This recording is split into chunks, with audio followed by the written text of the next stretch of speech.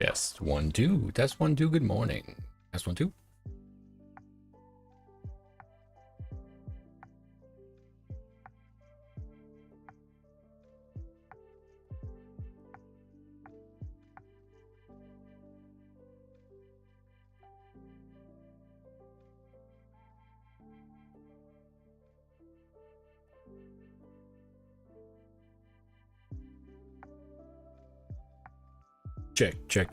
Checking that mic. Checking that mic.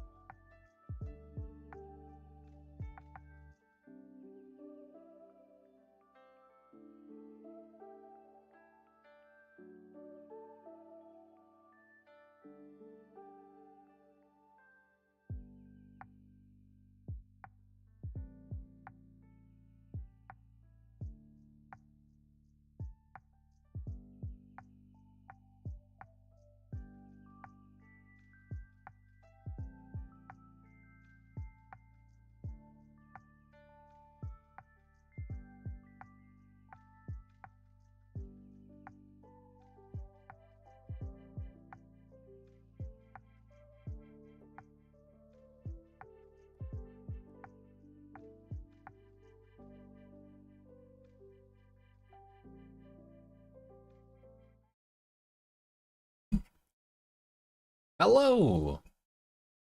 Hello. Uh, sorry. Hello and good morning to the Mr. Psyche Sunday Show. My name is Mr. Psyche. Welcome, good morning, and happy time zone to you. This is the Mr. Psyche Show, the Sunday morning show where we talk about all things gaming, anime, and VTubing right here live on Sundays. Hope you're having a good week. I know I am. This week on the Mr. Psyche Show, we talk about Destiny2 and pre-orders for the final shape. Dig in a little bit to our first 3 episodes of Metallic Rouge. And we got a little bit of an update to the Black Vtuber Awards coming from Aphrodite on Twitter. So join me this morning for the Mr. Psyche Show. Hope you're relaxing, having a good time, and let's get right into it today. Just a couple things before we get started. I want to thank everybody who's been supporting me in the background, the realest ones. You, of course, know who you are. This week has been good. Things have been moving, and the format seems to be working. So I think I'm just going to continue on the road that I'm continuing on, and hope things turn out for the best. Twitter was a little bit of a storm this week, so you know, that's just kind of how it goes. It's just kind of how it be. For all you though, let me show. Sorry, welcome. Yeah, if you're here for the live show, I'm not perfect and I like to mess up a lot, so you get to be here and laugh along with me as I try to stumble through this weekly broadcast. My name is Mr. Psyche. And if you'd like to be part of the live discussion, join me live, youtube.com at Mr. Psyche 420 on Sundays. We have live discussions here every day after each segment. And if you want to have your conversation added to the show, then hop in and come chat with me. It'll be a good time. All of my shows are broadcast live on Sundays, which means that if you're here, you know, you get to have fun. You get to enjoy the time.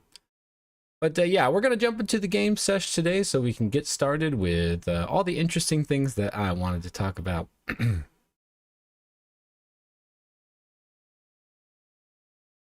All right, guys. Chat. It's a work in progress, but I'm pretty sure I found a name. So. We're gonna go, let's see, I'm already messing up, everybody. I'm already messing up. That's just how it goes out here in the wild, wild west. When you're trying to entertain and be a VTuber.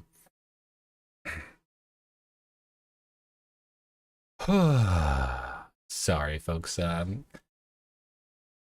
Anyways, once again, my name is Mr. Psyche, and thank you for joining me. This is episode 3, and we're moving right along. I think that not only has format gotten cleaner, but I'm really just enjoying making the content and getting the ideas out there.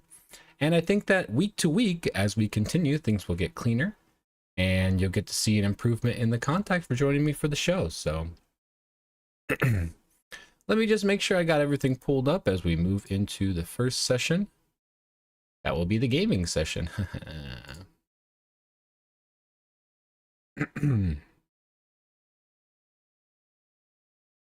All right, folks. Welcome to this week on the Mr. Psyche Show, where I am dubbing this segment the Game Sesh. On the Game Sesh, we got Destiny and the pre-sale question, Hollow Knight's missing successor, and the Call of Noble Duty? A question or not whether Destiny 2's Final Shape expansion pre-orders are way down sparked in the community because of an article from Zuhad Ali this week. This is right on the back of a bunch of prominent creators in the Destiny community sounding off about their states of the game and kind of talking about where we're going on our way to the Final Shape. Layoffs have also caused poor sentiment among players, and Bungie seems to be more and more aware that the Final Shape needs to be an absolute banger, or players are not going to be sticking around. While definitively it is hard to tell whether the Final Shape pre-orders are dramatically off the mark, just based off of what we saw, the community, the sentiment, and all of the articles we saw pop up, as well as the current wave of massive, huge titles coming out that really steep up the competition and make it look really hard for the Final Shape to compete coming forward.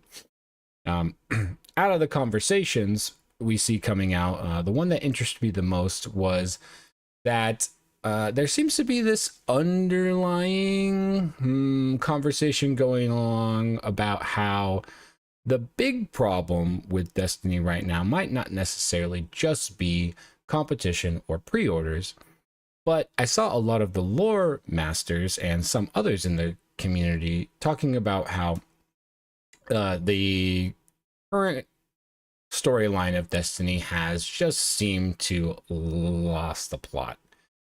We currently lack engagement due to draw-in, and the story has just simply lost its pizzazz, I would say. As a quick caveat, I am a Destiny 2 enjoyer. I've played the game since D2 launch, and it would be hard to say that the game was ever story strong or story forward, even at the time. To be completely honest, it's never ever been the strongest point of the game.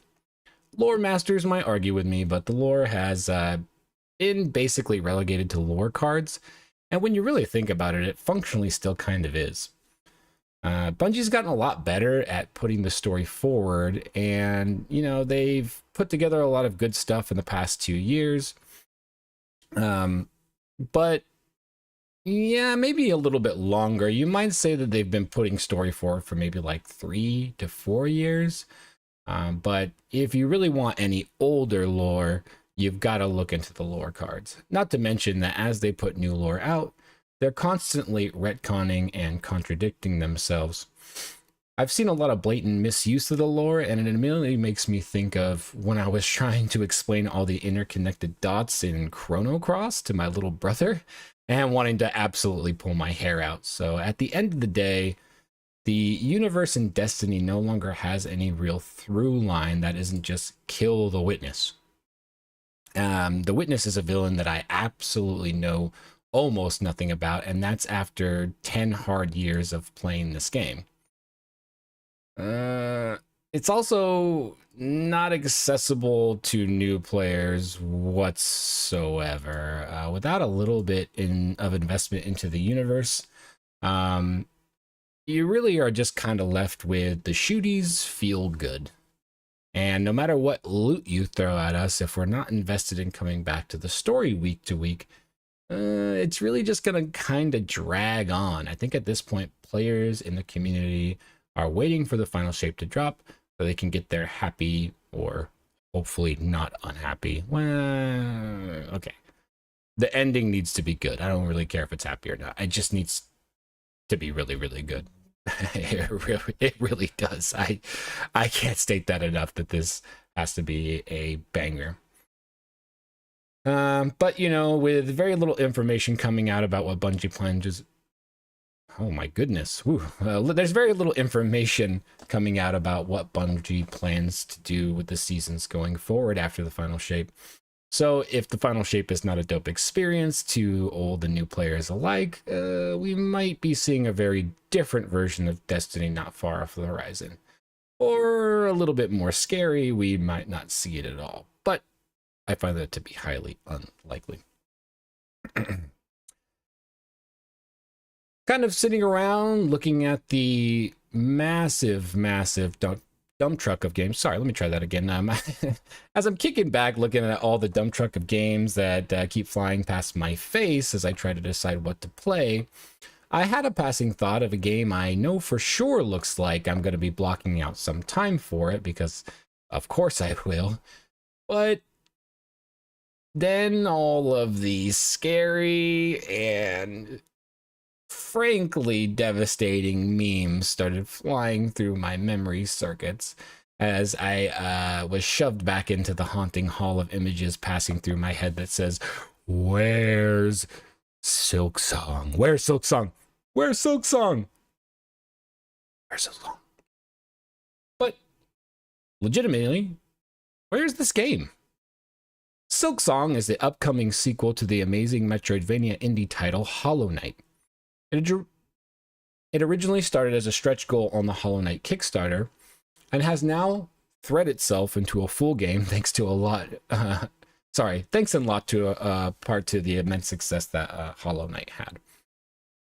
Trust me when I say I am most def waiting until this game is done. I want them to take their time, and I'm very excited.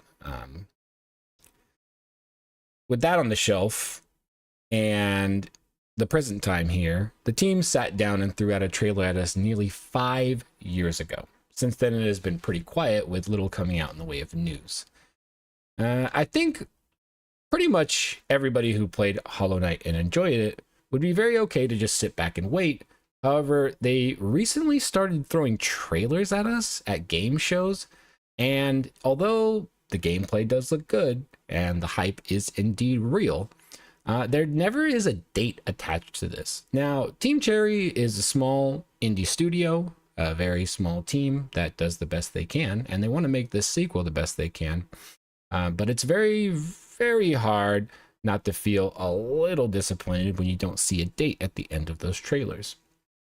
Any additional information would be great, but anytime we get another trailer, I get jittery and hyped up at the feeling that I might see this game popping its head soon, only to see a coming soon at the end of the headline trailer. So a little disappointing, but we're getting there.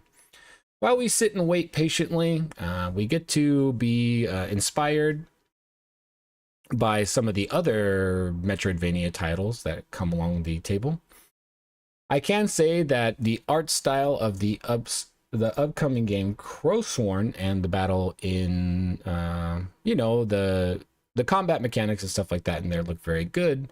And it might do a pretty good job to tie me over until until I can get a bite of that Team Cherry apple, you know what I'm saying? I'm left wondering if, Hollow Knight and Souls-like clones are going to be enough to hold the fans over as we sit back and wait for what I know is just going to be an amazing title when it hits.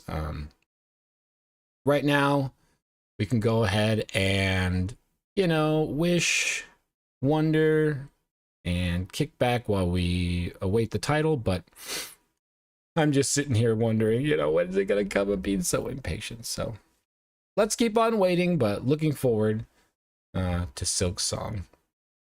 Quick little indie highlight for the week. This title is not out yet, but the internet made me want to talk about it.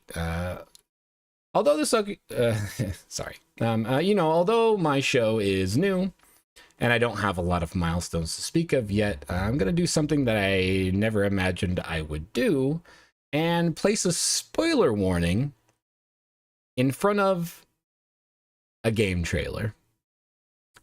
So I'm also going to do something else, and this might seem a little silly, but trust me, this is important. If you're here visiting me, or you're catching this video at another time, I'm going to take a quick pause here, about 2 minutes, quick little break, and what I want you to do is go on to YouTube and look up Kingmakers, and just watch the trailer. Quick little break, go watch the trailer, Kingmakers. I don't want to spoil it. This is your one opportunity. I'm gonna, just chill out and vibe and, thank everybody again for coming in to visit me for this wonderful Sunday show.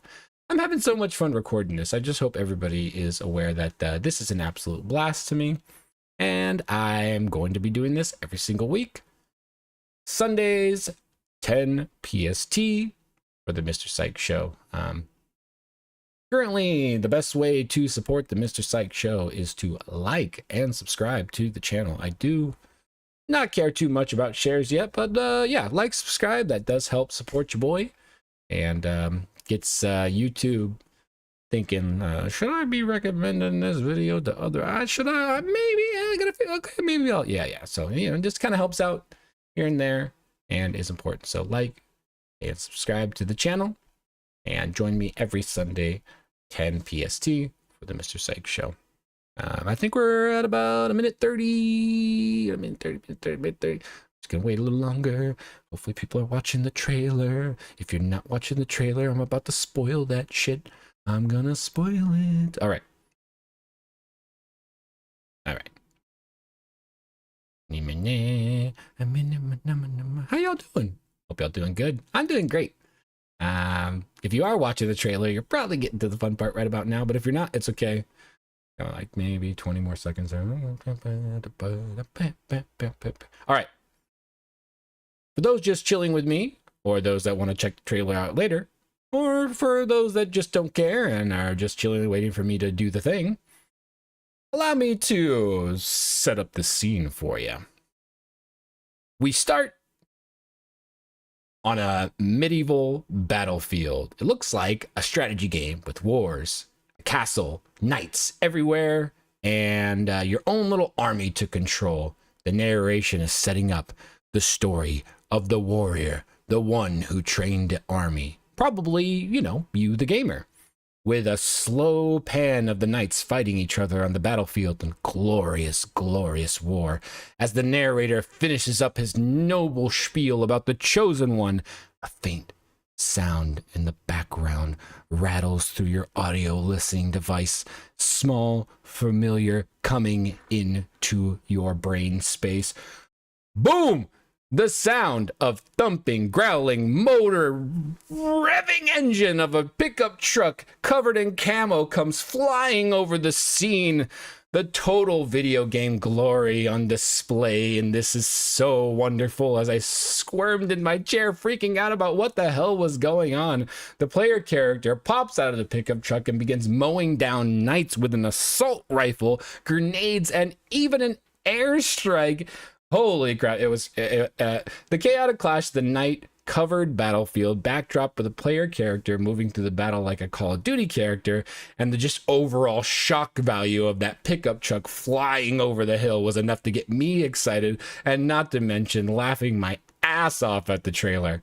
More so when I found out that this was a fun project in the making from a small studio of about 20 called Redemption Road Games. That got me even more hyped.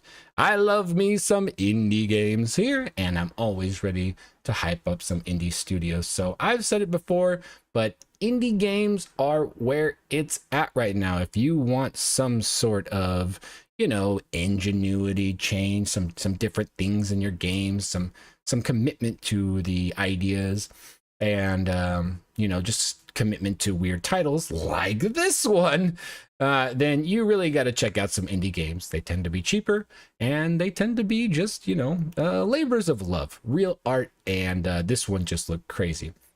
Although, you know, Although night strategy games and pickup trucks don't usually fall in my wheel zone, a team of 20 making a project like this, with grenades getting thrown off the back of a horse into a crowd of angry knights, I think I can get behind that. Thank you so much for joining me for the Game Sesh, and we're going to take a quick break and go into the open discussions.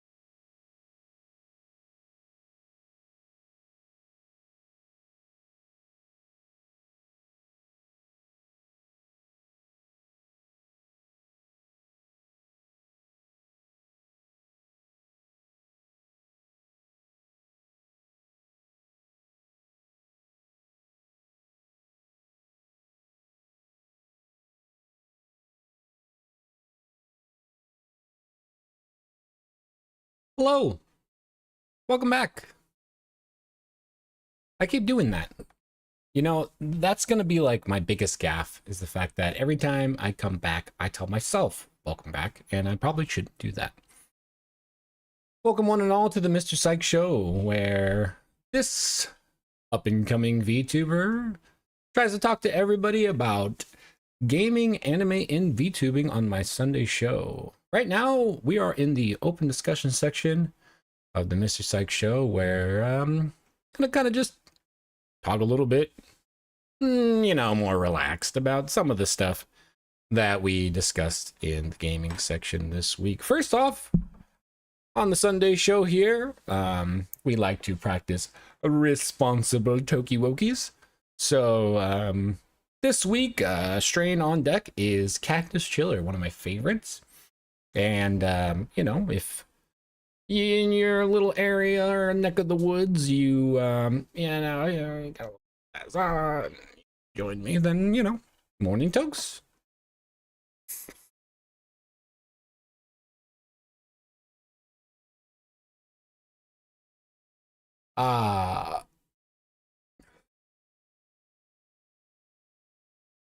Oops. Please ignore my wrong use. I mean, you know, it's really sad when the VTuber in charge of the channel can't even control his own emotes. There was a lot of talk about the Destiny stuff this week. Not only that, but we had pretty much every major creator in the sphere who just basically put like their state of the game type video leading up to the final shape.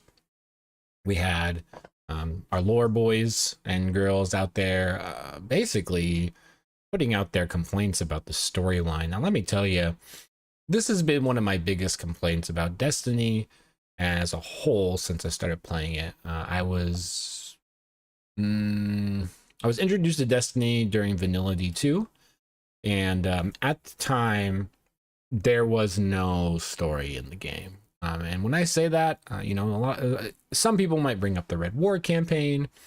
There was a little bit there, you know, you got the big bad that comes in, you lose your power, blah, blah, blah. But there was a lot of chore work in the middle, and all of the major storyline. And I would argue still is like this. You know, some might not agree, but I would argue it's still like this. But yeah, they keep all their stuff behind Grimoire cards and lore cards. Even more so now is some of the lore cards are fun and deep and detailed, but most of them are just kind of like one-off things.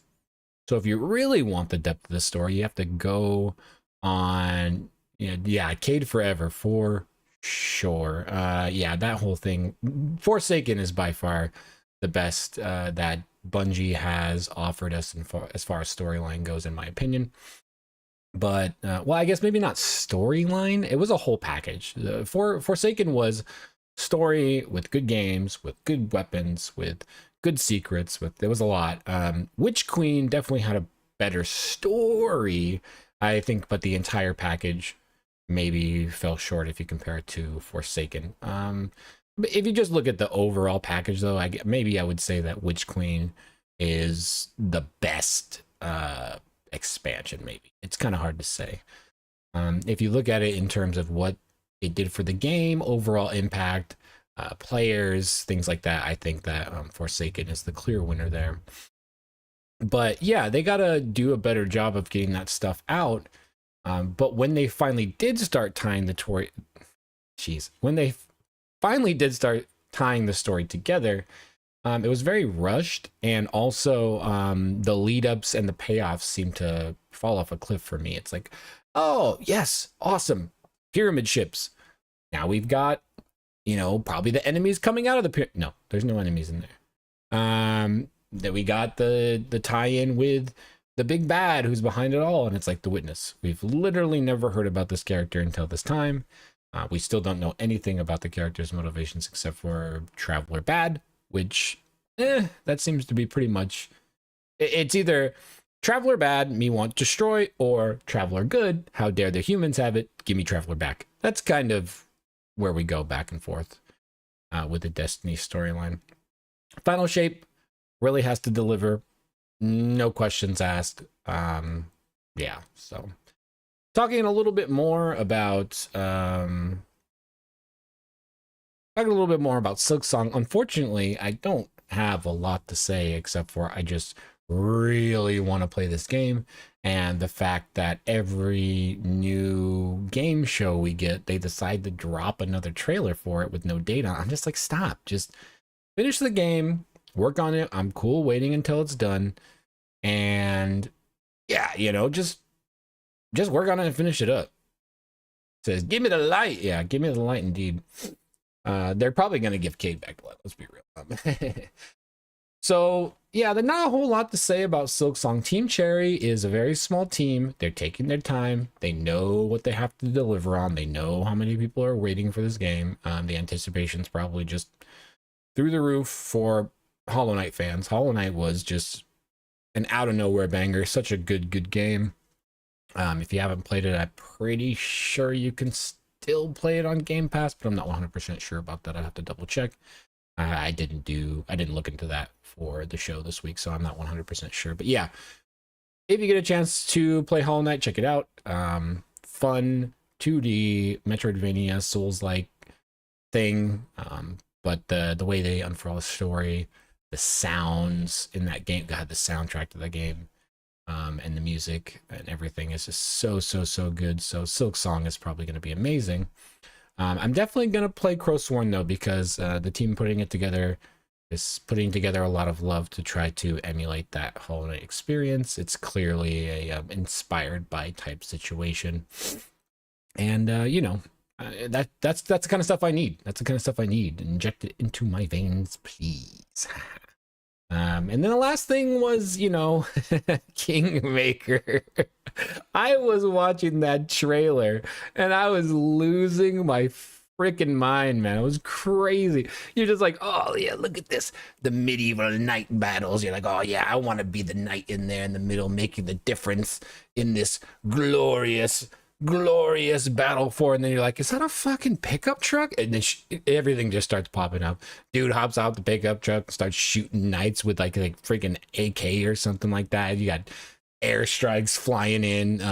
There's this one part where you're like, he was leading the knights up this like hill battle, but he's on the back of a white horse and he's chucking grenades into the enemy knight faction. It was a lot. There was a lot going on, but it was awesome. So again, night strategy games, or just, you know, strategy games or top-down strategies in general, don't really tend to be my vibe. But again, if the whole premise is control your army and then go in there and absolutely blow shit up with all of your futuristic tech, I can 100% get behind that for sure. Folks, thanks for joining into the Mr. Psyke Show. My name is Mr. Psyke. We do the Sunday show every Sunday, 10 PST, where we talk about all things anime, gaming, and VTubing. I should probably do that in the correct order, but you know, I smoke a lot of trees, so sometimes, you know, you get a little hectic. Anyways, I'm going to take a very short break. Hopefully, and I'm working on it for next episode. Then during my little break times, we should have a little bit more music moving. And I'm also working on my first commercial, so that'll be going for the next episode. But I am going to take a very short break, and then we're going to jump into the first three, my anime section of the Mr. Psyke Show. Stay tuned. Thanks for hanging out.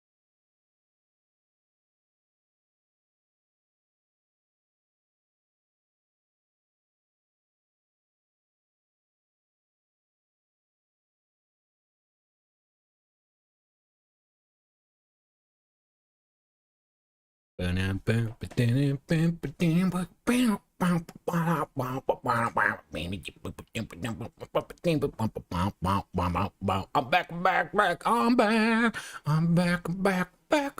Okay. We will. This is a work in progress. I will have some. I'm gonna have some fun. Like, yeah, we back in this song. It's gonna happen. It's gonna happen. It is going to happen. Hello and welcome. My name is Mr. Psyke. Welcome to the Mr. Psyke Show, the Sunday show where we talk about all things gaming, anime, and VTubing right here every Sunday, 10 PST.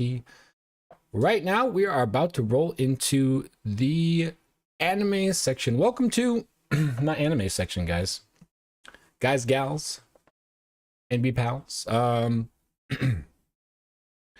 I noticed in my last section when we did Ninja Kamui that things might have been a little bit too point by pointy.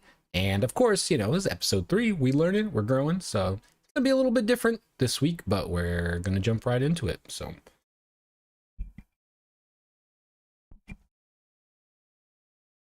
Whew.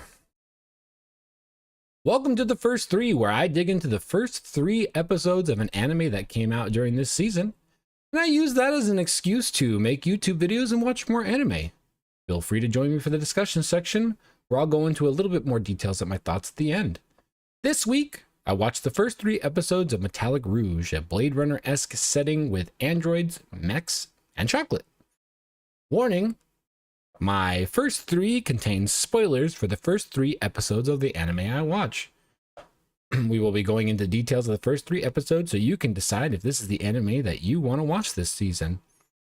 Heavy spoilers will continue in the discussion sections after. Metallic Rouge, Episode 1. We open 201. Excuse me. Sorry. We'll get there. We'll get there. Ooh, take 2.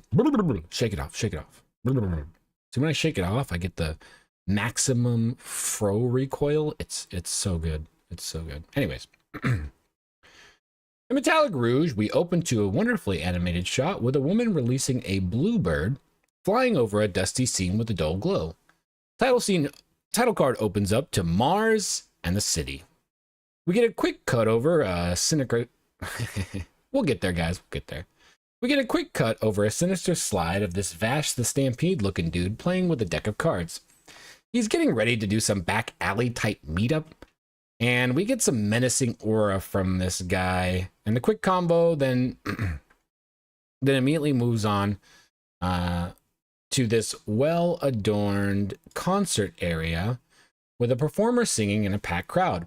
Looks pretty classy.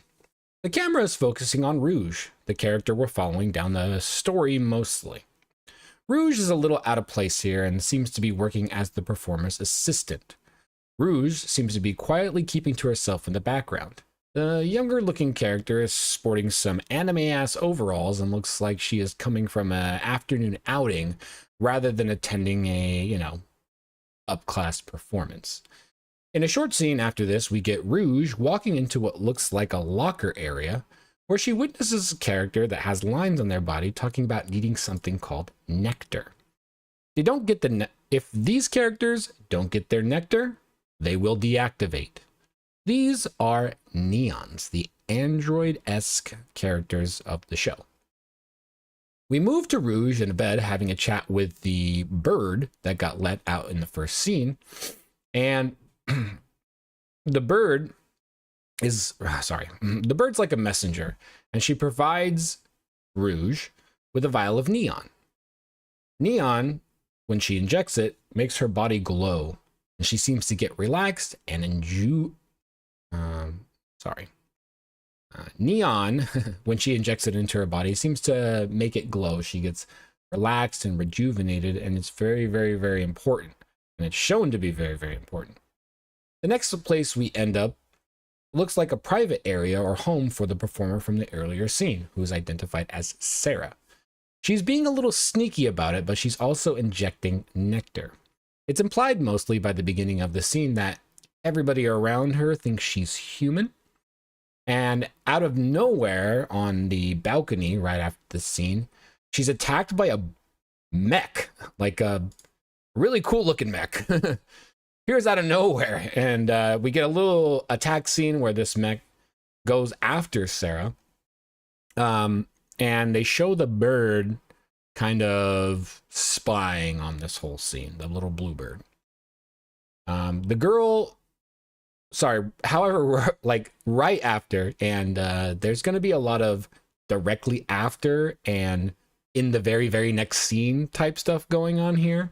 But in the very, very next scene, right after the bird is shown seeing this scene, the bird gets clapped in half by an unknown assailant at the time. When that happens, the girl who released the bird from the plane in the first scene is shown having some sort of intense headache when the bird gets destroyed. In the next little spot, we cut back to Sarah at her, I think, house or abode, and she's seen receiving a card similar to the one that the Vash the Stampede looking guy in the first scene was playing around with at his meeting. As the episode goes on, there's a little bit more hammering home of the importance of what nectar is, and we get a little bit of exposition about what this meeting might be, and so on and so forth. In the next scene, we get Naomi meeting up with Rouge. Naomi is the character who was releasing the bird in the first scene, and she seems to be the other character opposite of Rouge. Naomi is a little cocky, but she seems knowledgeable, and she's positioned as the character in charge of this dynamic. Rouge is younger presenting, and she is a neon who appears to be working alongside Naomi. However, they don't seem to be very well acquainted. Rouge says she thinks Sarah, the performer, is actually Viola. This kind of comes out of nowhere as well. And then we flash to Sarah, the character, in a confessional booth talking to the Vash the Stampede character, who is identified as Galleon. I think it's all coming together. I think. Rouge and Naomi chat some more about this Viola character, and they also chat a little bit about the Red Gladiator mech that attacked Sarah. Apparently there's been other sightings of this mech, and they're kind of going back and forth about that, but they don't really expose what or who that is. Rouge is then shown walking to a destination across a bridge with Sarah guiding her, and they transition to this very torn down building area where Sarah and Rouge are meeting up, and they appear to be prepared for confrontation. There's some sort of exposition about Rouge being the same as Sarah. In this scene, they get attacked by the red mech, but it's the red mech in disguise. The red mech in disguise knocks Rouge away from this battle scene, and then reveals themselves as a different mech that looks like a jester, and it's actually the Galleon guy in disguise. He says that to be truly free to Sarah, she has to defeat Rouge, and then she can live her life the way she wants to. Rouge then turns into the red mech, and Viola, or Sarah, turns into this mech, a different mech. Different mech. I don't know. And these two get into a crazy mech battle at the end. It is very well animated, but I will say that there is there's that connection of regular art mixed with CG that kind of goes in and out here a lot. But it's a pretty epic fight where Rouge comes out on top, and Sarah, before she dies or is defeated, essentially says, it's not fair, we should be able to be free. And that is, that's pretty much the end of the battle. Right after that, we go to a scene where Rouge and Naomi are shown having a little bit of buddy time as they head out to their next scene, or they head out to their next destination. And that's the end of the episode. Phew. Ah. Well. Episode 2, we open up to 2 new characters, an investigator human and his neon partner, and they are traveling together on a flight towards Mars, digging into the killings involving the Red Gladiator. Then we roll the intro. This is a fun bop. It's a nice boppy tune, very, very different. I got retro game vibes coming out when I was listening to it. Kind of made me feel like I was playing an old Sonic game with some really sweet vocals in it.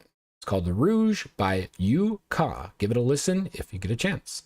In the next scene, Rouge and Naomi exchange groceries and they're exchanging groceries and food in front of a rover, which will be transporting them into a rover, which will be transporting them during the, the main bulk of this episode. The large rover is a multiple-wheeled large tank-ish build transport vehicle. Passengers of the ride include Rouge and Naomi, a couple and their neon assistant, or is it servant or slave? And their 2 kids with them. There's also a journalist who seems to have a love for old cameras, and a doctor on this little trip. This episode is mainly focused on Naomi moving from person to person, kind of talking with each person and striking up some conversations to see if they are, safe, she says. Either to flesh out characters or expose the storyline a little bit in this one. However, I will say so far, this show has been very, very exposition light, and you have to try to pick up what clues you can. But mostly it's not a lot of exposition here, which is, it's a thing. Naomi seems very smart, and she's also a little rash. But she's, yeah. Anyways, she's very smart, a little boppy, and she's very direct with Rogue too. She might still be a little too harsh on her, but kind of hard to tell at this point. But her character is fun, and she's definitely super smart. So it's cool to see the back and forth with her, with other characters as well as Rouge at this time. Rouge is a neon who is clearly strong, but she also might not be a neon. It's not so clear yet. She doesn't seem to play by all of the rules, which is also kind of fleshed out here during the talks with the characters on this transport. And she's also a little naive, kind of stubborn. She refuses to eat like regular food and only wants to eat her chocolate, kind of childish type behavior. Here we also learn about the Asimov code, the code that makes neons not be able to harm or disobey humans and their counterparts, as well as some exposition about a war in the past that happened where neons helped humans fight off alien invaders. But apparently that was an old war and has to tie into the history of humans and neons, so forth. Somewhere down this, on this ride, a group of, I guess, mercenaries or warriors called the Sons of Eris attack the convoy with a small band of tanks. They attempt to contact the group on board the rover, and they say if everyone turns over Rouge, they will let everyone go peacefully.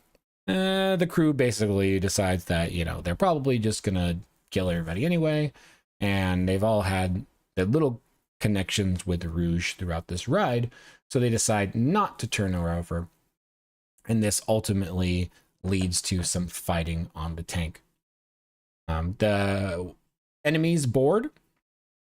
There's a small skirmish, and Rouge takes most of them out handedly. But in the battle, the neon that was escorting the other 2 humans and their kids gets shot trying to protect everybody. We get a little title roll here, and after this excursion, they're trying to basically escape these soldiers that were trying to attack them, and they see a forest off in the distance where they decide to roll out and basically reconvene and try to get the try to escape from this little situation. The title rolls, and then we get Naomi going out on her own with a couple of the crew members to go find parts to fix the broken rover that is now stranded, and Rouge is basically left behind to hang out with the rest of the crew, and that includes the injured Neon, his human companions, and the kids. While Rouge is waiting, she sets off on a small side quest with a little girl to take a picture on the old camera that she had for their time, you know, while they were hanging out. They were bonding a little bit, and she wants her to feel better because her older brother got a really good picture on the camera. So Rouge wants the little girl to get a really good picture too. So for some stupid reason, they decide to wander off into the forest to go get a good picture. Kind of stupid, but as they're out and about, they run across an old deactivated war machine, as well as a new character with a fantastic head of hair, smiling way too comfortable for somebody who was just running into randos in the woods, and tells them the war machine is deactive and not to push the button, only for the small child to do what small children will do when that line is set up for them and pushes the frickin' button. This ensues in... Okay, whew, here we go. Hold on tight here. Hope you're ready. Here we go. This ensues in a chase where the war machine chases down close behind Rogue and the mystery man carrying the child, only for part of the way of the chase, the tanks arrive between the running Rogue and the war machine, only for the war machine to get them in their line of sight and begin attacking the tanks, destroying all the tank people who were going to go after these guys. Then, as the tanks are getting destroyed, the war machine then goes to attack Rouge, who turns into her mech, and a whirling battle of boom, bam, Rogue out, blow, blow, blow, blow, blow, blow, all kinds of explosions and cool mech battles. Then they're on their way to the next destination. Credit roll. Okay. Episode 3, Rogue, and sorry, I did that a lot in my readings. I need to try to be careful. It's not Rogue, it's Rouge. Anyways. Whew. Episode 3, Rouge and Naomi have arrived at their destination, and they're immediately checked in by some gentlemen firmly insisting that they go get their bags checked because somebody wants to meet with them. Strolling in, it appears Naomi knows the person and is ready to give him a delivery. The man asks for Viola's ID, and Naomi produces a small orb with a DNA-looking design inside. The man gives her a new spy bird from the one that was destroyed earlier. Flash very briefly to a scene of a dude playing a piano, being a tad bit sinister, monologuing about the Immortal 9. Two more orbs like the ones just exchanged sit atop a strange table setting he has. Roll the intro. Next, see, I told you, sorry. Next, Rouge and Naomi are people watching in the city. Next, Rouge and Naomi are people watching in the city they're in, talking about finding the next target, whatever that means. Rouge and Naomi's camera... Rouge and Rouge? Noomies? Rouge and Naomi's chemistry through this. It's not really clear how they're tangled up with each other, but their chemistry is definitely the big focus of the show so far. And, their interactions are fun. The moments where you get to see them kind of go back and forth and show off their personalities is pretty much the best dynamic so far that I've seen. They get into a fight because Naomi didn't get Rouge any chocolate, and an argument ensues. The question of Rouge being free floats up because of the combos they were having on the transport. Naomi, notes are kind of funny here, but you know what? Whatever. Naomi, like a bitch, tells Rouge that she She's nothing but a tool, a weapon, and she's going to be, you know, used by the people that they work for, and that's pretty much just how it goes. Rouge storms off in a fit, and while she's outraging, Naomi runs into a group of... Oh, sorry. No. Sorry. While Rouge is out having her fit, she runs into a group of guards bullying a Neon. We get our first taste of the show's slur. The show's slur is Scarhead, like the humans are calling the Neon Scarheads. And after some back and forth, a man comes to interject between the guards and the young presenting Neon. During the bullying, Rouge had gone over and thrown one of the guards down. The guards seemed to know the doctor guy, Dr. Afdal, so with a small whisper of getting some future goods from him, they let everybody move on with no issue. Dr. Afdal asks Rouge if she needs help, and Rouge tells him that she needs to get into the settlement to find what she's looking for. The person might be there. The doctor helps her in a little under-the-table nectar slide to the guards, and while Rouge is wandering around, aimlessly I might add, we get some exposition with the doctor at his clinic. He's helping Neons use... He's helping a Neon used for battle purposes.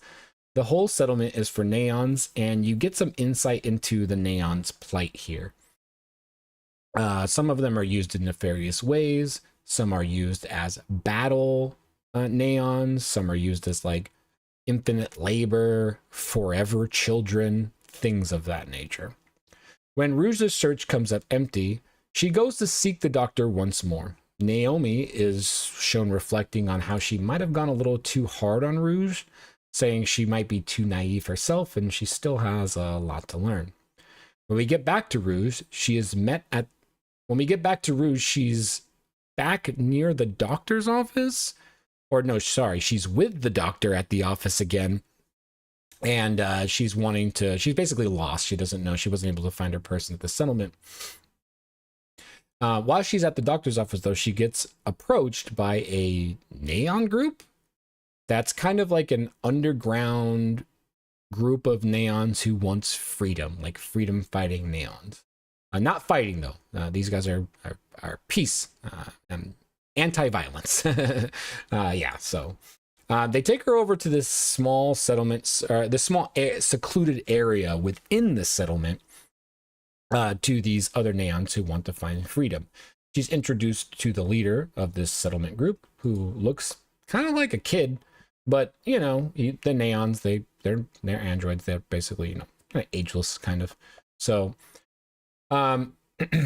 he basically says that they do not want Rouge for her combat capabilities. Don't get me started on how they know so much about her combat capabilities, but they don't want her for her combat capabilities. They want her to basically incite some hope in the Neons who want freedom. For some reason, Rouge does not follow all of the rules of Neons. She doesn't have to obey humans, and she doesn't appear to follow the Asimov law. So if she really wanted to, she could also attack humans. But this is actually kind of glossed over, but that's kind of where we're at right now.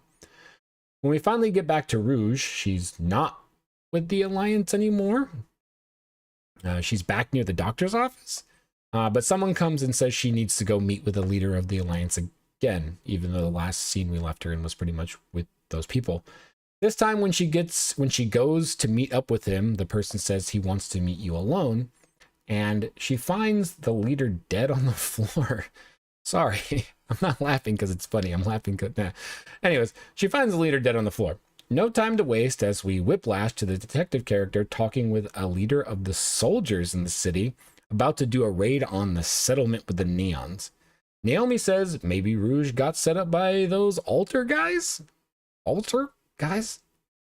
Then there's somewhere with some other people in the city of the settlement looking up to see a giant air balloon ship flying over the sky ominously. And then we roll credits.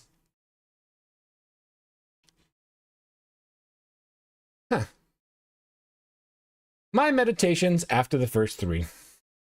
The dynamic between the main character Rouge and Naomi. Let me start this over again. I'm so sorry. The dynamic between the main character Rouge and Naomi is currently the main draw of the show for me. Naomi's more energetic big sister behavior and Rouge's chocolate-munching childlike pouts makes for good fun. The story, however, feels like I started reading a chapter of a book with the first 4 pages ripped out. The small attempts to world build and draw me in are undermined by a cut to what should be exposition, but doesn't mean much without a little more context, and still doesn't mean much more when you don't even know what the character's motivations are. Leaving out details so you have questions is a good thing, and too much exposition can be a bad, but you can do a lot of storytelling about a character without having to expose every 2 minutes. Even in just these first 3 episodes, the story beats get very jarring towards the end of each episode. The jump to the mech fight with Viola in episode 1, the sudden appearance of the tanks in episode 2, and the left field raid and immediate death of a character in episode 3. The mechs, world, and characters, as well as the boppy theme and art, all make me curious to want to know more. The first three just didn't do enough to keep me hyped from just the beauty and spectacle of it alone. Past the fact that only question I was asking after every episode was, who are these people? You'll either have a lovely time enjoying the exposition, not being rammed down your throat every 2 minutes, and be ready to see how things go between Rouge and Naomi's dynamic, or you'll be like me and wish they did a little better getting you invested as you get ready to watch the next episode of something else. Gonna take a quick break, and then we're gonna move into the discussion section. Thank you so much for joining me on the Mr. Psyke Show. I'll be right back.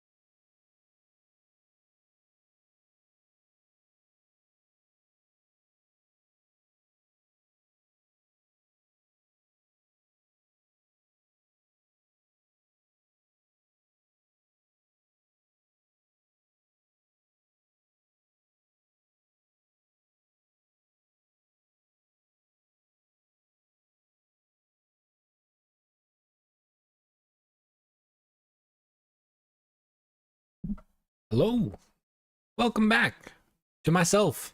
Oh my god, that's gonna be my first piece of merch. My first piece of merch is gonna be me looking at me doing the Spider-Man point on a t-shirt going, welcome back. That's a good, sorry, that's a good idea. I'm sorry, that's a good idea. I think, yeah, good idea. I don't know. Jeez. What an interesting week it has been. I actually really kind of got disappointed not in Metallic Rouge itself, because the themes there were awesome. It doesn't take a lot when it comes to mechs to get me involved. Put a mech in it and I'm like, all right, I'm probably gonna see what's going on here. I like mechs. But yeah, there just was no through line. At the end of the day, I don't even know if Rouge and Naomi are like good people or characters. Like, I have no idea. They're just kind of there. And then they kind of point and tie a little bit. So some of the exposition points, the little ones in between, obviously, even with my summary, I try to do every single detail, because the idea is, do you want to watch this or not? And if you do, you go check it out on your own, take your time and go watch it.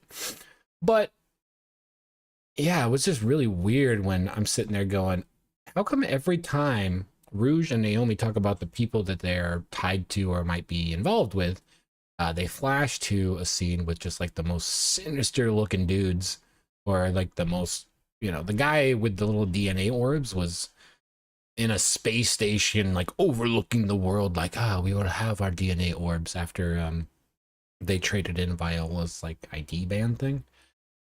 So yeah, it just kind of just did not have that pull, that through line that we needed, or that I needed, to really feel invested in the story.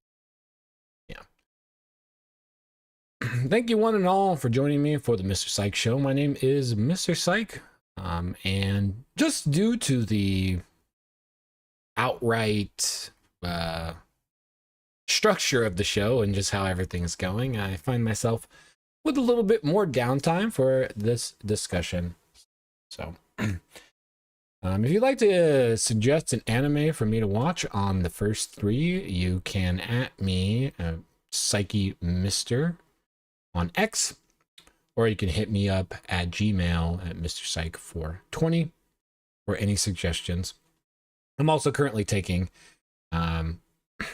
any suggestions for coverage for collabs from VTubers as well. So if you have any information about a collab that might interest you or anything like that, shoot it my way.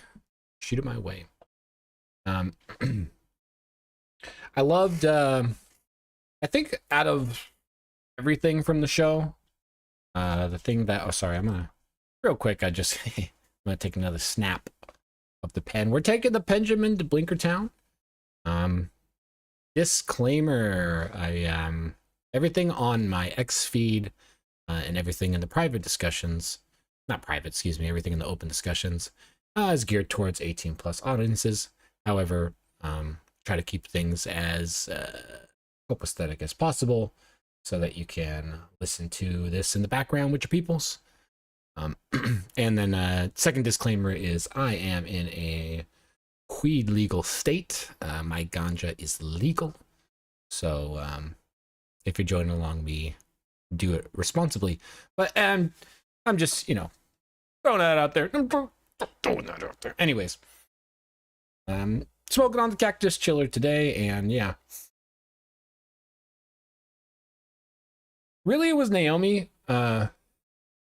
Naomi was kind of the selling character for me. Rouge is an interesting character. I think that her character type is one that, like, you want to see her grow and kind of build, but then she also just gets to have this 100% badass demeanor whenever it's time for her to go attack mode, mech mode. And then I also didn't know if the whole focus was supposed to be like the worlds or the mechs itself. These 3-letter groups that they keep throwing out, the something force and neon freedom fighters, and he's like, you know nothing about the world, so You don't care about any of these factions, right? At the end of episode 3, literally you cut to what's going to be the soldiers of the city raiding the Neon settlement, and before that episode you don't know about that city or the Neon settlement, and after that episode you don't really know about the city or the Neon settlement. You just know that like you're supposed to feel for the Neons because they are the oppressed ones, which, yeah, to be fair, yeah, but yeah, you gotta have enough. I did see when I was watching the episodes and doing my research and blah blah, I saw a lot of comments from people being like, hey, this is so refreshing, an anime that's not throwing up exposition. Christ. Throwing up exposition at me every 2 seconds. Which, yeah, I could see that, but you have to give me enough breadcrumbs to want to go see what does the pie taste like, you know? You got to make me curious enough. And though fun and well animated, it just didn't, you know, it just didn't pull me in enough. I don't know. Also on the animation, I know that we are in this 2024, you know, you're just going to have to deal with the fact that all animation is going to be generated to some point, and you're going to have to use, you know, those CGI scenes. And I think, you know, anybody who's seen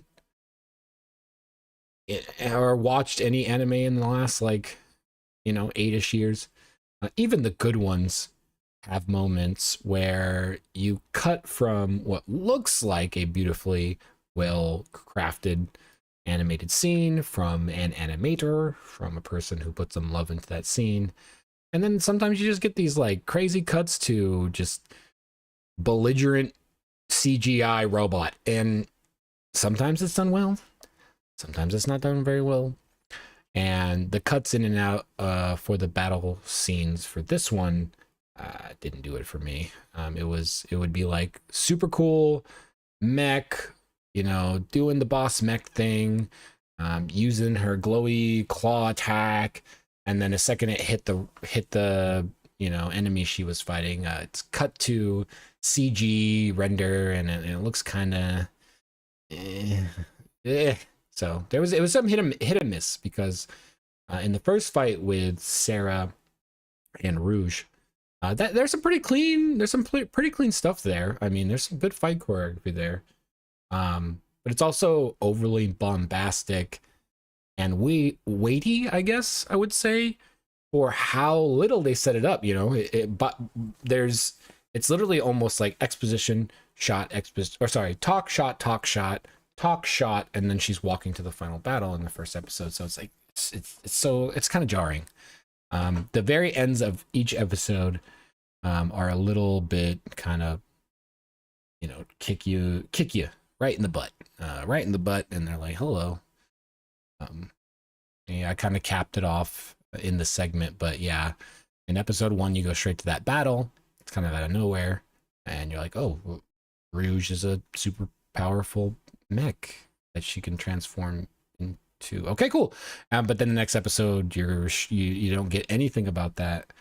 You have tons of questions about that, but you're not pulled into the second episode because of questions like that. It's more like, type, you know, like type shit, you know, like what is going on type shit. So that's kind of where I landed there, was just but yeah, because I saw so many comments talking about the refreshingness. Is that even a word? Refreshingness? Yeah. Don't worry, chat, I'm working on it. Sorry. Since there was a lot of people kind of talking about the fresh feeling, or the refreshing feeling of not having an exposition dump every single episode, leading you in, or being the pull to what makes you want to stay. I would definitely, you know, put aside to my opinion that for the first 3 that I will not continue to watch it because of no through line. but that might be exactly what you need, is just, you know, an anime doing its thing episode to episode. I I have a hard time because my favorite anime of all time is pretty much Cowboy Bebop. And Cowboy Bebop episodes are like, they can all stand alone on their own. And there's not a ton of exposition in every single episode about who these characters are, you know. However, they do a good enough job of building up the scenes and teasing like little things here and there that you just slowly get invested. And by the end of it all, you kind of have a good idea based off of the show itself who these characters are.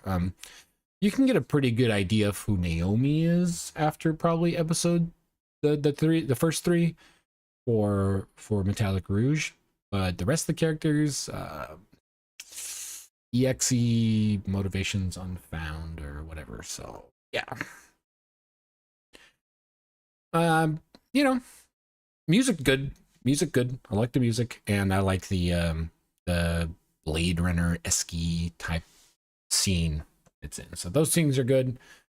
But yeah, decide for yourself if you want to check it out or not. You know, up to you. But yeah, I'll probably gonna stop here. Gonna be the first three will be the last three for me. It'll be one of those ones where like if I had nothing to do to catch up to it in the future or something, I might hop back into it. Yeah. I also wonder if anybody would be interested in me like redoing my first one, since my first episode was kind of borked, but that's kind of like a revisit thing. But my first one was solo leveling, and I feel like I didn't give that one enough credit or respect, really, because I rushed I rushed that first three. I was still trying to figure out what was going on, chat. I'm doing my best, you know. If you're joining me for the live discussion, listen, if you hear my voice right at this moment, that means you're either joining me for the live discussion or you've been part of the extended discussion and you're listening to the live unedited version of my show. The most important part about that is that means you're awesome and probably super cute. So welcome. My name is Mr. Psyke. You can join me every Sunday, 10 PST for the Mr. Psyke Show. We talk about all things gaming, anime, and VTubing here on the show. My show is separated by 3 segments where we will talk about the topics, and then I go into an open discussion, which you can only find here live on my show on Sundays. And be part of that. If you're hanging out in chat and you join in and we start discussing, you know, whatever you bring up in chat, that will be part of the full live discussion.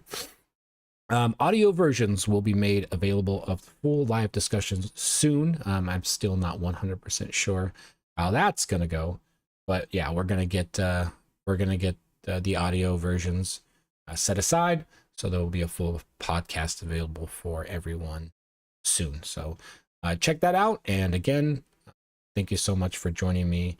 I really, really appreciate all of the support and love. All right, folks, we're going to take a very, very, very short break, and then we're going to jump into the last section of the show, the VTuber section, the only section of my show that I still don't have a good name for yet. Please drop some in the comments. Remember to like and subscribe, and remember that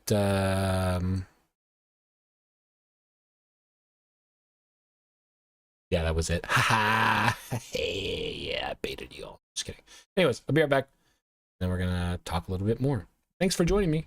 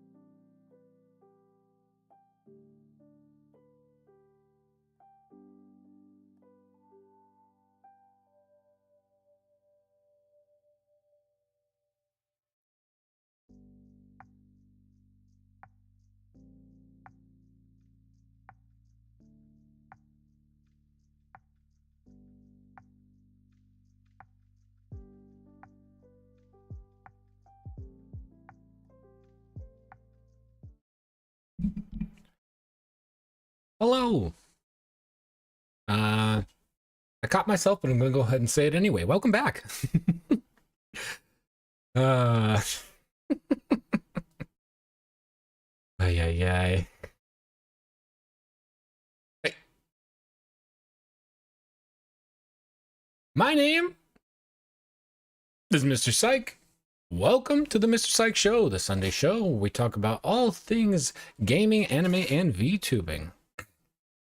This is episode 3, and I just wanted to say, because let's be real, if you're hearing my voice right here at this very moment, or you're looking at this right here at this very moment, then you're one of the realest ones. You're probably super cute. Mr. Psyke, I'm so sorry. Mr. Psyke, that's me, is fueled by viewers like you. So remember to like and subscribe to my channel. You can catch me every Sunday, 10 PST on the Mr. Psyke Show. If you're on the Mr. Psyke Show on Sundays, you will be part of the live discussion, and you will also get to see me do things like this. And you get to hear me do things like this in the chat. Also, my responses to your chat will be included in the live show, the audio version and the full video version. Full video versions of the Mr. Psyke Show can be seen on my channel at youtube.com/MrPsyke420. And yeah, that's all the self-promo I'm going to do right there because I would like to continue talking about my stuff.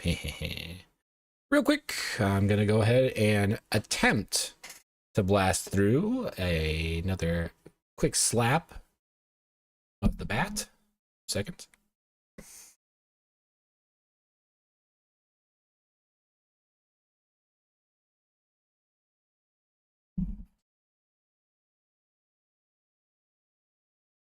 All right. And we're ready to rock and roll.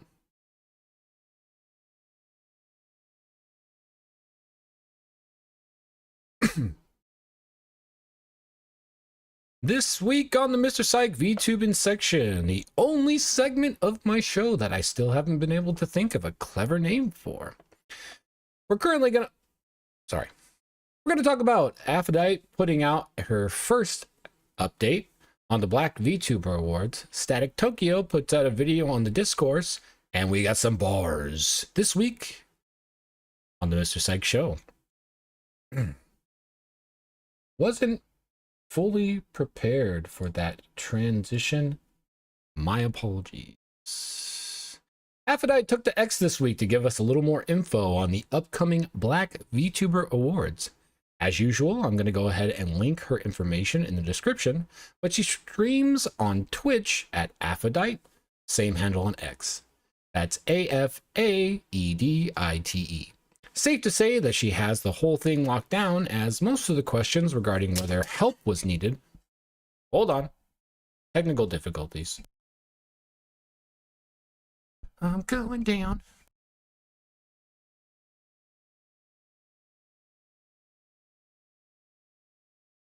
My engineer is messing up in the background. Engineer. I'm looking at you, engineer. Get it together. Anyways. Safe to say that she has the whole thing locked down, as most of the questions regarding whether help was needed was pretty much turned down, as she says she's got the team all together and she won't be taking any help at this time. During the Q&A, Aphrodite stated, quote, "The best way to support this project is just through spreading the word and building hype. This is a fully self-funded award show by me, and while I appreciate people wanting to donate, I wouldn't feel right asking for or taking any contributions. Maybe in the future, depending on the success of the first show, I would be more open to the idea. I hope you understand," end quote. Also, as of March 1st, nominations are now open and can be submitted at the Black Sorry. Also, as of March 1st, nominations are now open and can be submitted at the Black Vtuber Awards.com. That being said, building hype is important, so go and support her on Twitch and make sure you share this nonsense, please. Share, share, share.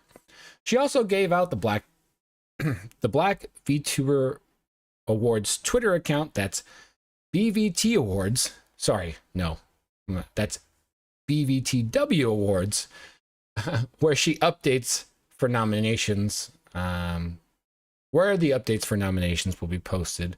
Links are going to also be in the description of my channel. Another VTuber, Static Tokyo, went over to YouTube and posted some commentary on the discourse around the awards, which got a thanks from Aphrodite herself on X. He can be found on youtube.com/StaticTokyo. And it's good to see more creators chiming in to make sure people are aware of the awards, but also aware of this immediate backlash you can get just for creating content as a POC in this space. Just recently, I celebrated my first YouTube comment that wasn't from somebody supporting me in the background. And of course, it was a wee bit racist. I'll continue to do my content the way I want, haters be damned, but it's a funny irony and a testament to the reason why I picked doing content in this avenue in the first place. Also on the timeline this week, Six, aka Shizzy, aka The God, on Twitch, dropped a new freestyle which was fire. Strongly suggest checking that one out. His YouTube is 6x on YouTube, that's Roman numerals, or you can just do youtube.com/@callme6, SIXX. He is a great VTuber, and maybe one of the reasons why I might have been interested in this space in the first place, to be honest. Highlights from this week that crossed my timeline. VTuber Ash, founder of the Melon Mafia, is starting her uncapped donathon starting today. She can be found at twitch.com/fitness2cosplay if you want to check her out. Nami continues her GoFundMe for Mama Nami. Oops, it's not the right side, but yeah. Nami continues her I'm so sorry. Nami continues her GoFundMe for Mama Nami. She streams on Twitch at NamielSky, and the link to the GoFundMe is still going to be linked in my description throughout the channel all week, probably. I might continue to have it, but until she's good to go, but yeah. Another creator I wanted to highlight is Coco Haven, who is currently looking for nominations for the Black Vtuber Awards, and I would highly recommend giving that nomination to her. Check out her channel over at Coco Haven on Twitch and YouTube. She's looking for that Secret Star Award. I think probably a good choice, yeah. Finally, a VTuber that I just personally like, and maybe we'll collab one day, we'll see. At Rosa Raposa on Twitch, finally reached her reveal goal for a 3.0 model, which she is currently looking to get a rig done on. Go check her out and go support to make it easier for her to find that lucky artist. At Rosa Raposa on Twitch. I love seeing the space, grow, evolve, and if you have time or if you want to, likes, supports, reposts, anything like that, help all of these endeavors. The more eyes that are on content like this, the better we're going to be doing as a community as a whole. So there you go. I will have links to all these fantastic creator stuff directly in my YouTube. So go ahead and check that out. And I consistently, or will consistently, continue to try to support and repost anything I see like this on my X. If you have any suggestions for creators that you would like to see highlighted on the Mr. Psyche Sunday show, please email me at mrpsyche420@gmail.com.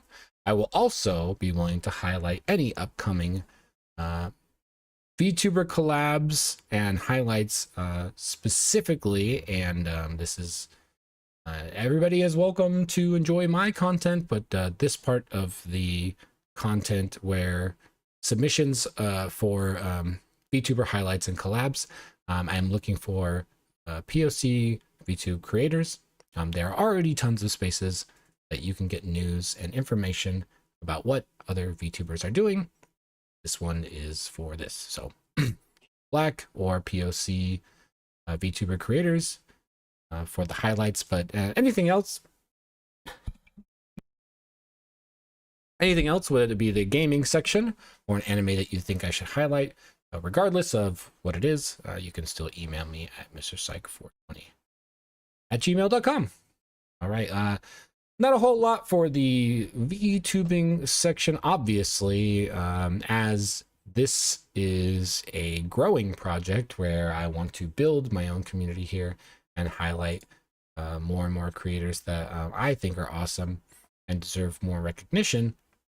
It's going to be a small but growing journey. So this part of the segment will definitely get bigger as time goes on, as people will start submitting things through the emails, and you know, just as I start getting more connected in the community.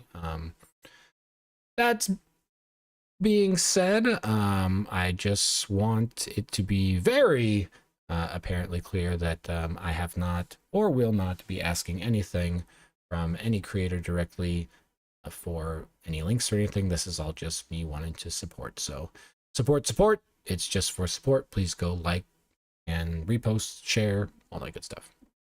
My name is Mr. Psyche. We're going to take our last little break of the day, and we're going to wrap up with discussion for the last segment, and then just a little bit of hangout time before I gotta go for the day. So please stay with me for a quick break. We'll head into the last discussion section of the Mr. Psyche Sunday show. Thanks for joining me. I'm Mr. Psyche.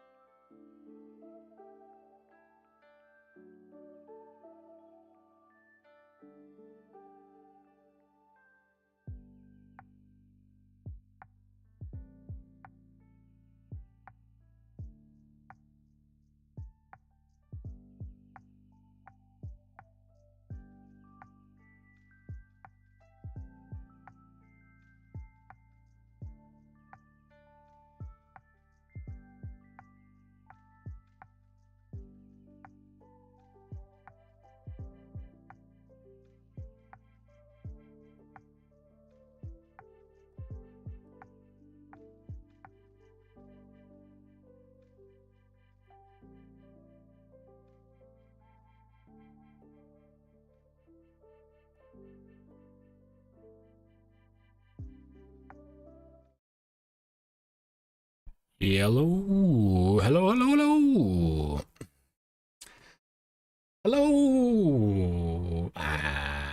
Sorry, I didn't really know where I wanted to land there. I didn't know where I wanted to bring the plane in there. Didn't know. Welcome back.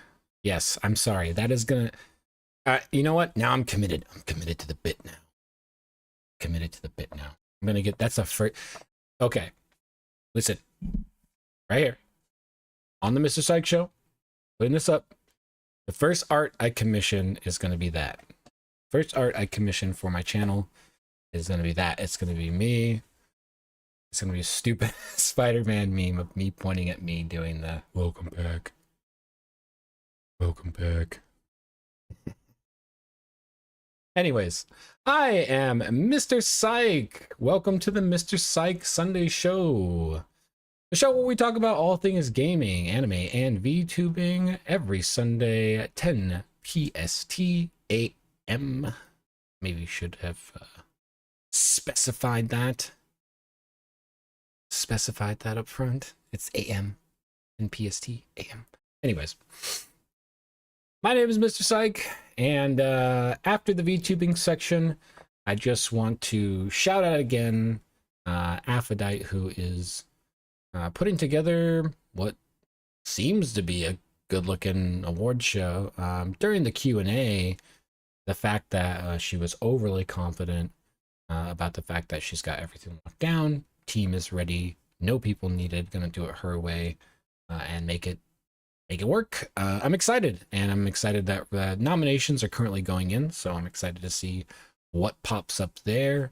I'm expecting to see a certain amount of faces. There's definitely some VTubers I'm expecting to see in there, but what I'm more excited for is the possibility of seeing new and exciting VTubers that I don't know or am not aware of. So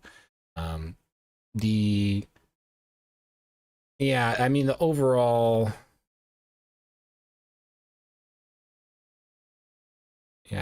goal, I think, at the end of the day, it's always going to be to just, you know, I'm just trying to grow, and I'm just trying to, I'm not trying to insert myself into the community. I'm trying to shine a light on it, right? That's what I want to do. And that's the takeaway I hope people get. So, but yeah, it was good to see that Aphrodite has everything on lock. It's good to see the support they're getting on X. And I hope that everything really goes good with the awards. I'm sure that there's going to be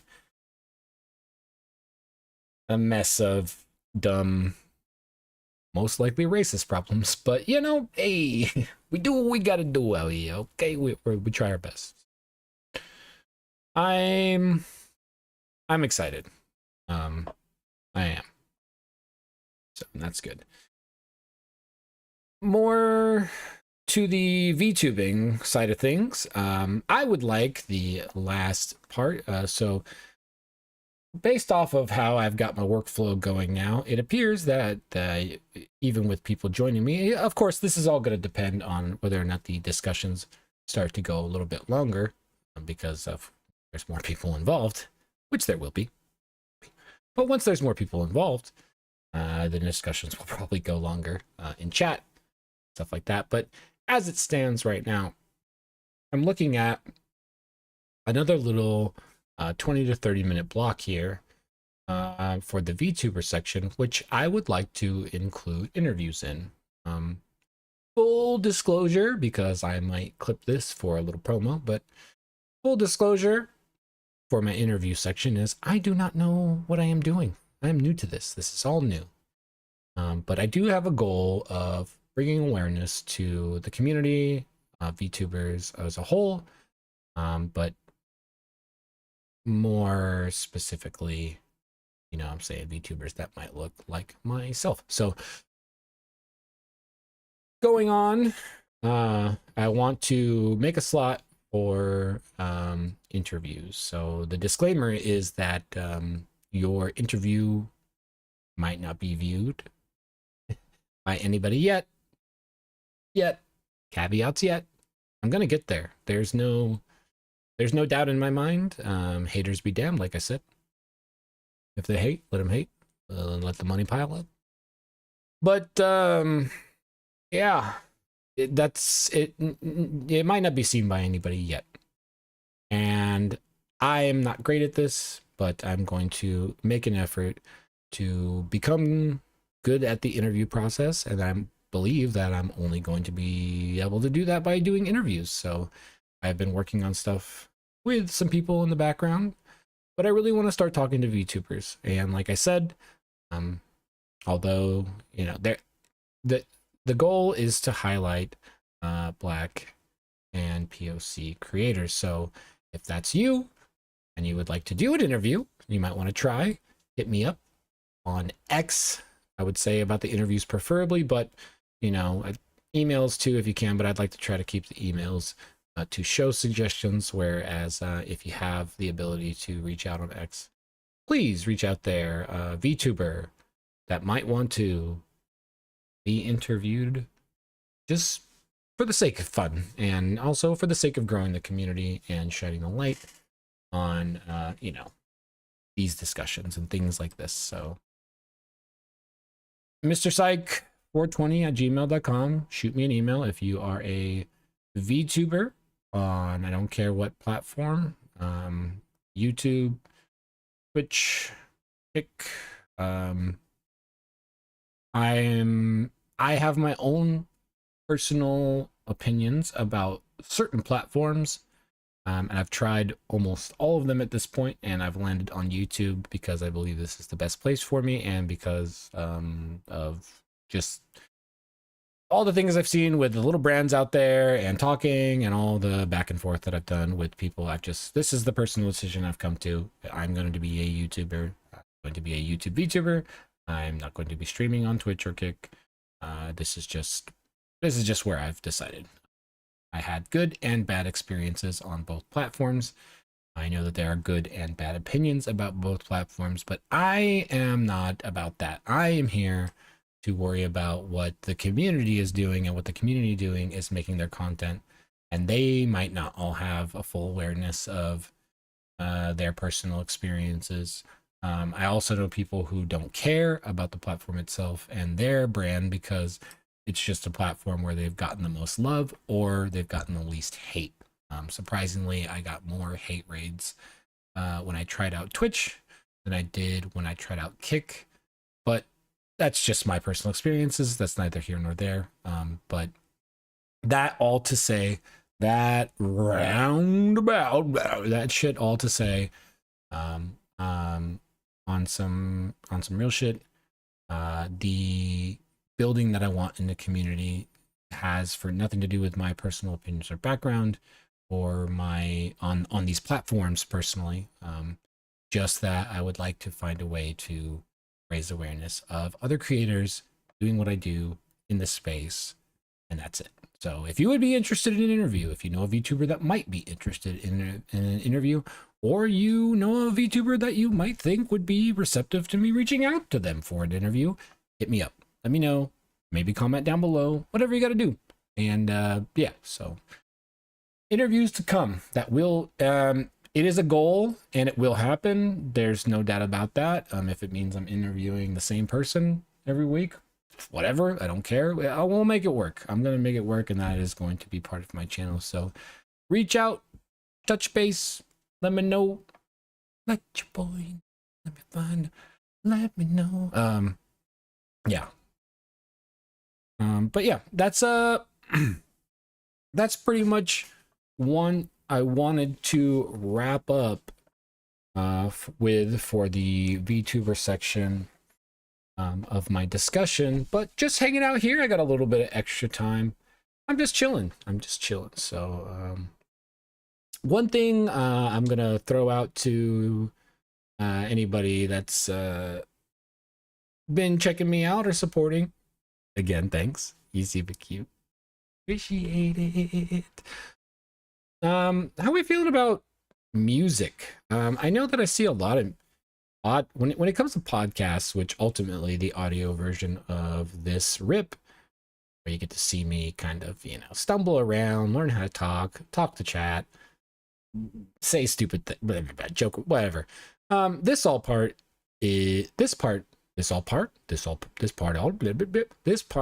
is all part of what I'm seeing as my podcast, and it will be released with the audio version. And I see by the most podcasts that I listen to, it's pretty much just the discussion and no background music. You know, they might have like some intro pop here, they might have some stuff at intermission, but there's not like a music track just playing in the background. But I also know that the Mr. Psyke show, as intended, gives off a nice little Sunday radio show vibe. And so sometimes in the radio show monologues, I do hear people with a little track in the back. So what are we thinking? Does music match the vibe, or is my voice enough? I'm thinking keep it quiet, but just a thought. Anyways, comment, whatever, let me know. I don't know. Besides that, been a pretty good week. Structure, or I guess setup, and the work that I'm doing in the background to make the show work has been doing and going a far way to make sure the content comes out. The only segment that I wasn't able to actually get out, unfortunately and shamefully, last week edited was my VTuber section. But since it's the shortest section, I think I'm going to be able to do a release sometime tonight and then roll into the new content during the week. There is no current cadence to the edited versions of my content, but as for now, the most consistent version of my content that you can get is me every Sunday, 10 PST, Mr. Psyke Show on youtube.com/MrPsyke420. YouTube also does the fun @ thing where you can do youtube.com/@ symbol and the person, and that is still Mr. Psyke 20. Not only do I feel like the content is evolving, but I feel like I'm evolving too. I'm learning to control my voice better and cut out all that nasty middle stuff so you guys don't have to listen to the fluff in the middle as I get through my spiels. And we are getting a little cleaner at transitioning and keeping things tight, so you don't have to worry about too much downtime during my show. Not to mention, if you join me for the Mr. Psyke Sunday Show live on YouTube, you get to join in for the visuals. Now, granted, like I said, at the end of the day, this is a podcast, but you join me for the visuals, you get to see me. And I'm cute. I just am. Look at it. Anyways. Ooh, audio listeners right now, we're just like, man. So, no. That was what they said. I wanted to do that one more time because it sounded good. Last thing, and this is the the fun spiel part for me, is that anybody who is hearing this or is seeing this right now, right here, and you got this pulsing through the airwaves, then you are definitely one of the realest ones out there.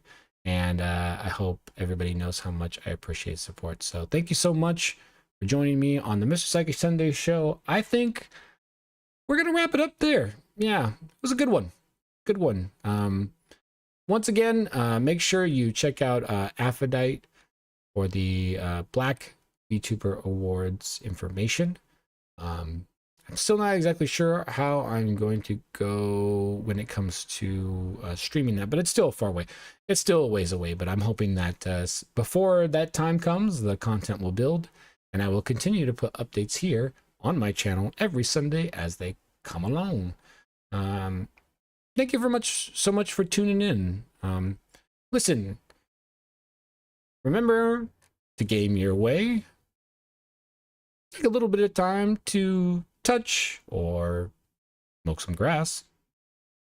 And ultimately, most importantly, and always, remember, be kind to each other. All right, my name is Mr. Psyke, and that was the Mr. Psyke Sunday Show. Thank you so much for joining me. And I'm going to get out of here. All right, peace.